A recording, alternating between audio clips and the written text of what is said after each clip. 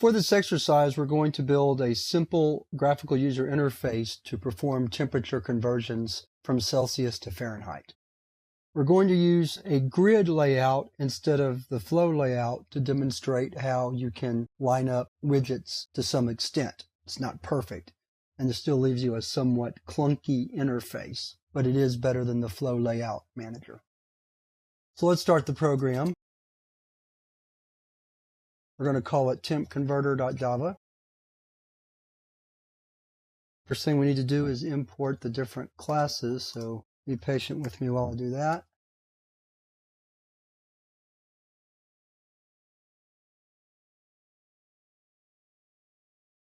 Now we're ready to start the program.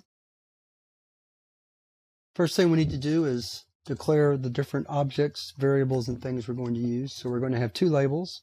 I'll explain what they are for in a moment. We'll have one text field, one button, one string array to store the two possible temperature scales, Fahrenheit or Celsius, a list box to display the two temperature scales, and a variable temp index which will be used to get the selection out of the list. Next, we're going to have a function, convert, that takes a temperature and a scale and performs the specified conversion. So we check to see what scale equals, and then we perform the conversion that is called for. So here we're converting Fahrenheit to Celsius.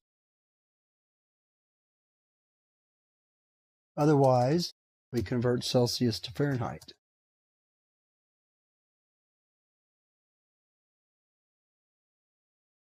Now we're ready to write the constructor for our class. So here we instantiate all of our objects. This is a label that will go by the text field to enter the temperature.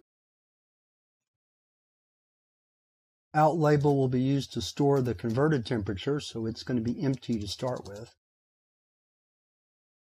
Our text field only needs 5 places to be able to store a temperature, which is probably not going to be more than 3 places long.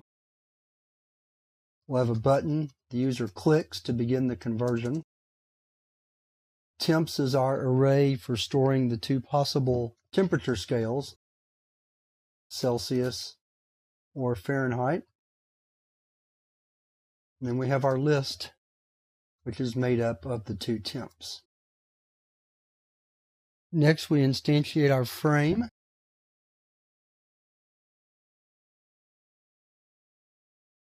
Here we're going to set the layout to a grid layout. And the argument for the grid layout is going to be the number of rows and columns. Now there are other arguments, but we're only going to go with the row-column argument. Next, we're going to set the size. And we set our default close operation as usual. Skip a space, because the next thing we're going to do is create our listeners. First, we'll do our list listener or list selection listener. And for value changed,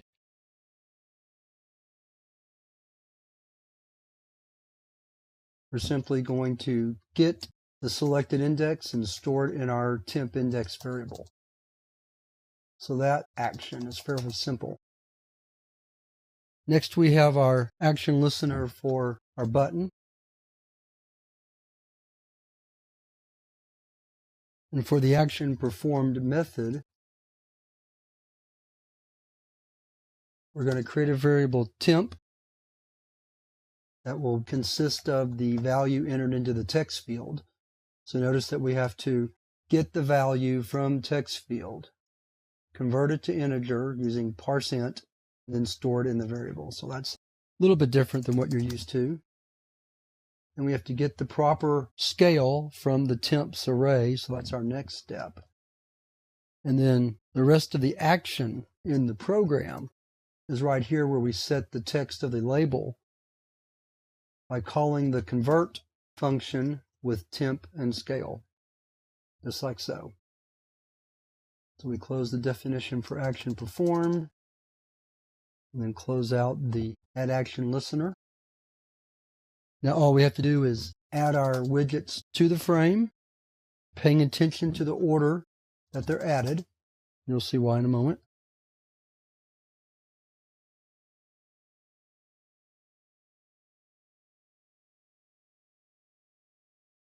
Now we make the frame visible. And there we go. Last step.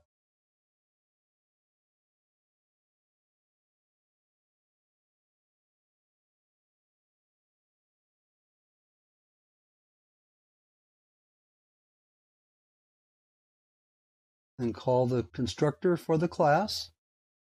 Close the run method. Close invoke later. Close main, and then close the class. There we go. So let's save. Cross our fingers we typed everything in correctly. Got it. So let's run the program. Let me put the interface in the screen.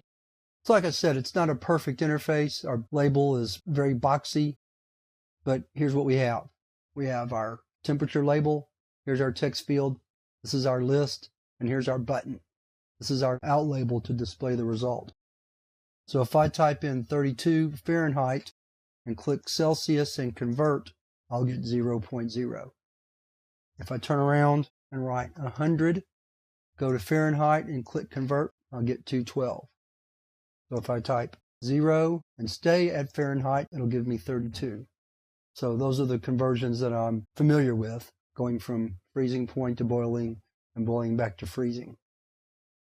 So this is not an ideal interface. You certainly would not want to publish this as any type of program for the public, but it gives you an idea of what you can do. Using a modern integrated development environment such as Eclipse, which we'll cover later, you can create a much more professional looking GUI than what we've done here. But what I wanted to show you was a different method for creating the graphical user interface using the grid layout instead of the flow layout manager.